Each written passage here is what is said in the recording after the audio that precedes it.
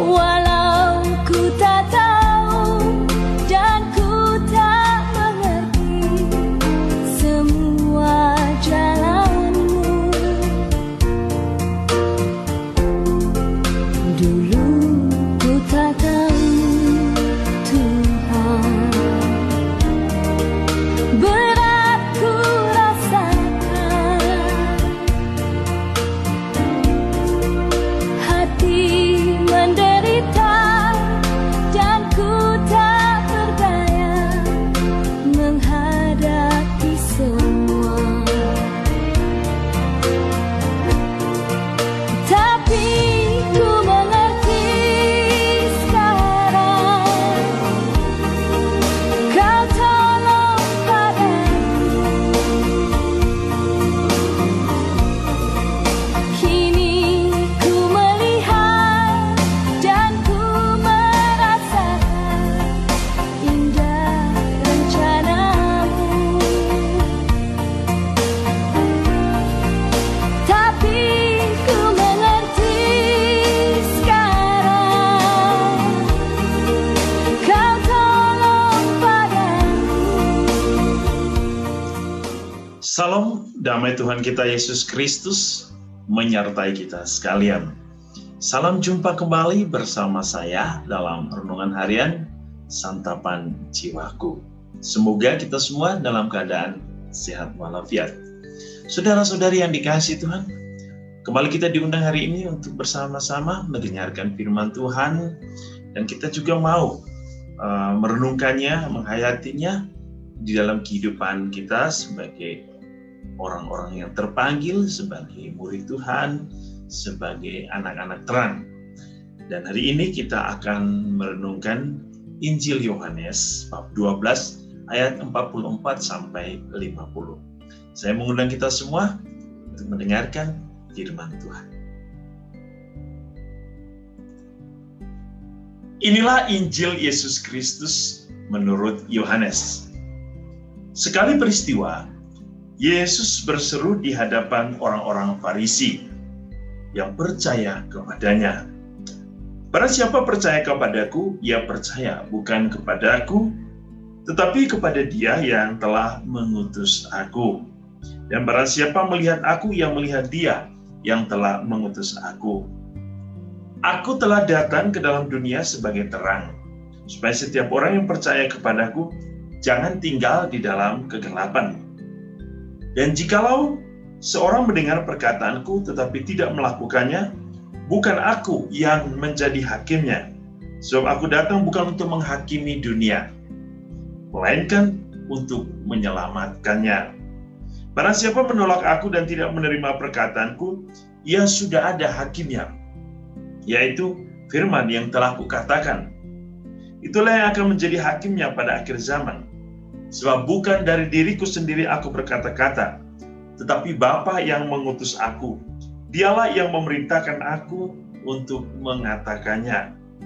Apa yang harus aku katakan dan aku sampaikan. Dan aku tahu bahwa perintahnya itu adalah hidup yang kekal.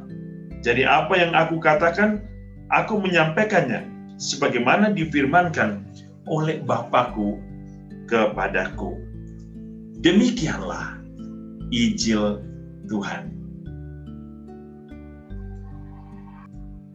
Saudara-saudari yang dikasihi Tuhan, hari ini Yesus kembali datang untuk memberikan kita suatu harapan bahwa orang-orang yang percaya akan selalu mendapatkan tempat yang layak, yaitu kehidupan yang kekal.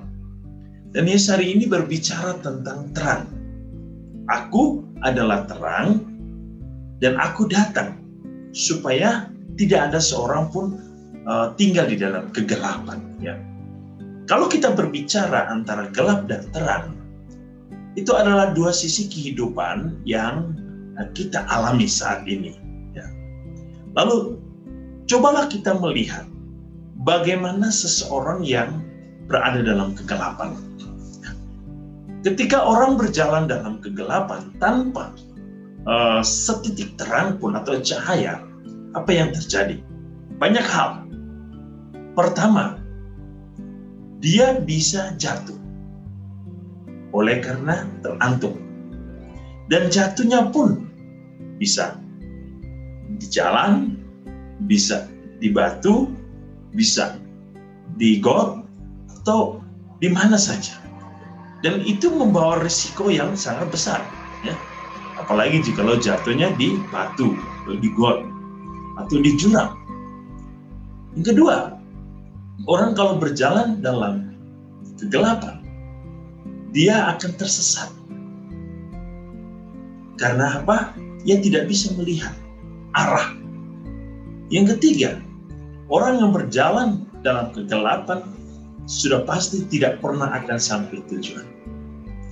Tidak pernah akan sampai tujuan.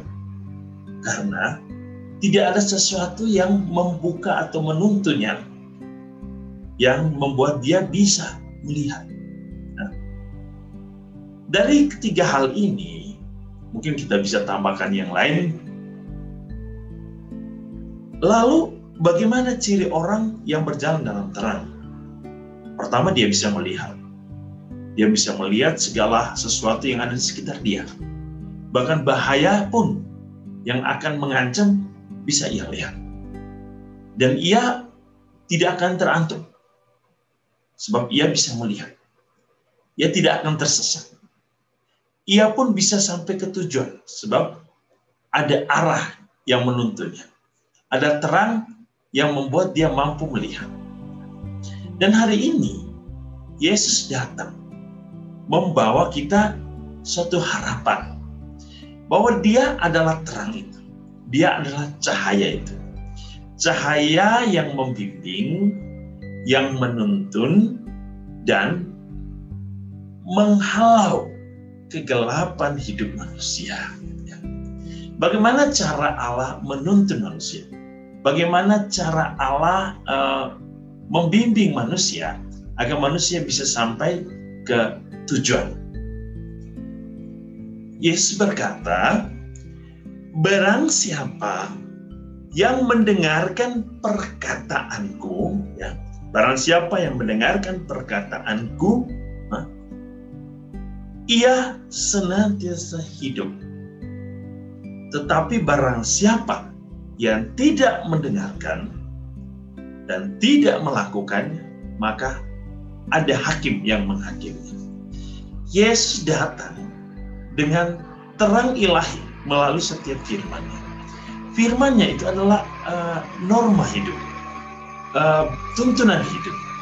Dia menjadi suatu jaminan hidup, arah hidup, aturan hidup manusia.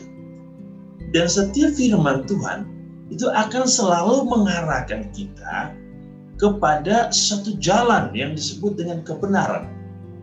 Dan jalan ini akan terus diterangi oleh cahaya ilahi surgawi.